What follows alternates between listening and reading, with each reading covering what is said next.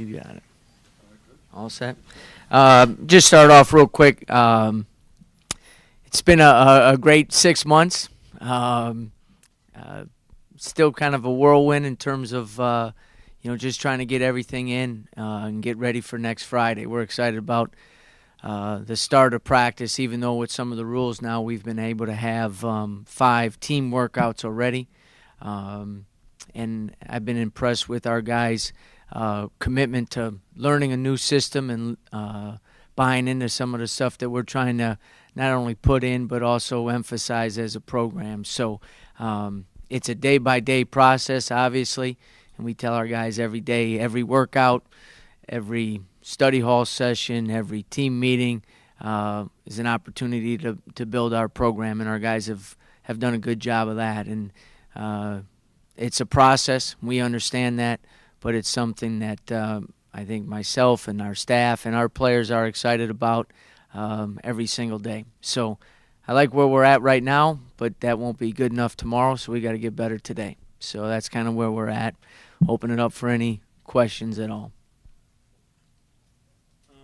I guess probably the most glaring thing looking at the team is the point guard situation and kind of do you have any idea sort of how that's going to play out and what are your expectations there? Well, if you look at the roster, you'd have to start it off 2 players who have played that position primarily their whole life in Mufon and Pierre. And so it starts there. In the workouts that we've had, I think they're understanding some of the things that I demand from a point guard.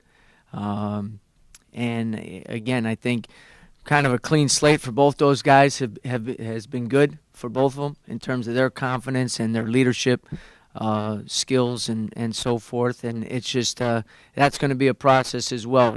In our system, both defensively and offensively, a lot is asked of the point guard.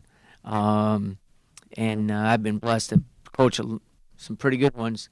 And at the same time also understand that there is a learning curve. And both those guys are highly intelligent players with a pretty good understanding, and it's just going to be something that we need to continue to build on. The most important thing is they set the tone and tempo for the energy level and the positive attitude that needs to be brought every day.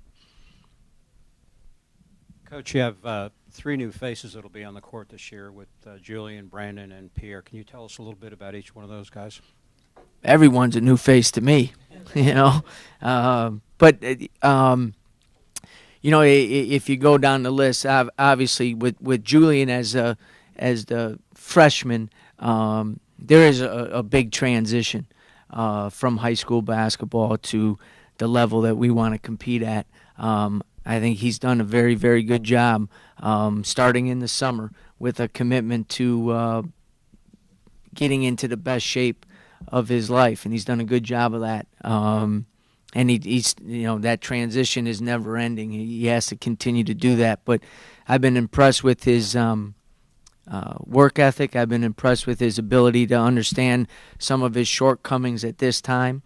I like his skill package, as I said before, and now being able to work with him, he definitely has a very high skill level. And when that meets with the work ethic and with getting in ACC caliber type shape and understanding the physicalness that you have to play with at this level, I think he has a chance to really be a good player here. Pierre, again, is a unique situation for us, something that I've never been through before, but he's definitely helped us already. He brings a maturity every day on the court. He is a tremendous worker. And again, I think, as I mentioned before, just a clean slate of him now understanding that he's going to be counted on a daily basis has been good for him. And I think, as I said, he's brought a lot of positives, to us and on a daily basis, just in terms of his work ethic and understanding. He's played in a very successful program over the last 3 years. Brandon is a new face, but was around all last year. a guy who does have a great passion for the game and is a tremendous worker. The one thing he needs to understand, as all guys do that have to redshirt, he can't make up for last year in the first practice or the first 5 minutes of the first game he plays. He is jumping levels, which is a challenge. And at the same time, I think he's proved himself on a daily basis that he is an ACC caliber player. But again, he needs to do what we need him to do, not try to go out and prove that he can play in the ACC. Coach, you mentioned the 5 workouts. That's a new thing. Is there any limitations on what you can do or can't do during those workouts? Just amount of hours a week. Up until September 15th, once school starts, so September 15th, you have 2 hours a week with our guys, basketball-wise. Then additional 6 hours lifting, conditioning, and so forth. During up till September 15th, you can't have more than 4 players on a court at a time. So we do all individual skill development during that time. Once September 15th hits, you have an unlimited amount of players you can have on the court. It's still a 2-hour time slot that you can have instruction. So the guys during that time, many times on their own, are working on the individual skill stuff that we've done, and we start doing some more team stuff during those 2 hours. So we usually break it down into 3 40-minute segments, or depending on if we've been on the road recruiting, maybe 2 1-hour segments during the week. Implement some offensive. Yeah. Well, defensive stuff right now, But yeah, some offensive stuff as well. And what that does, each one of those kind of, in talking with our guys, for them to understand, each one of those will kind of mark what one of the segments in our practices will be like. Okay, defensive segment. Now you do your defensive core work, you do your breakdowns, you do live stuff, and so forth. And so they get a feel for what practices are going to be like. So next Friday when we get together, everything isn't new to them. And the one thing is, there's no question that I found during those 5 workouts, we have a team that can pick up stuff fairly quickly, which is always a benefit. Now being able to fulfill those demands within those particular things is another question, but they understand it, which is a good start. I guess kind of, and from the player's perspective, how different is what you're doing compared to the previous staff, and kind of what kind of feedback have you gotten from them? Well, to be honest with you, I'm not worried about what happened here in the past and so forth, or asking them to compare it and contrast it and what's, we got enough work to do without worrying about that evaluation. We know how we want to play, and we know that has to have the flexibility to match what our strengths and to try to hide our weaknesses and so forth. And so that's really what we're focusing on today, and then moving forward, and not really what's happened, in the past, or what's been taught, or how they've been taught. It's that for us, that's a waste of time, and for the players, it's not fair to them. We just need to move forward. Coach, you've made it clear in various comments from time to time you want one of the cornerstones to be the energy level you bring, whether it's on offense or defense, and that's not uncommon for not only a new coach but any coach. But how do you differentiate as you install that attitude? How do you make it clear, hey, this isn't lip service. I'm not saying go out there and hustle. I mean, get after it for 48 minutes, period, or you won't play. Do you show tape of your previous teams or teams in college basketball that you think are good examples of that? How do you really get that home to these guys? You got to go out there and come out with floor burns and things like that. How do you make the point? Well, I think, and you touched on 2 big key concepts. What we tell our guys every day, that they're in control, and they're responsible for their attitude, their energy level, and their effort level. Those are the 3 things that they can control.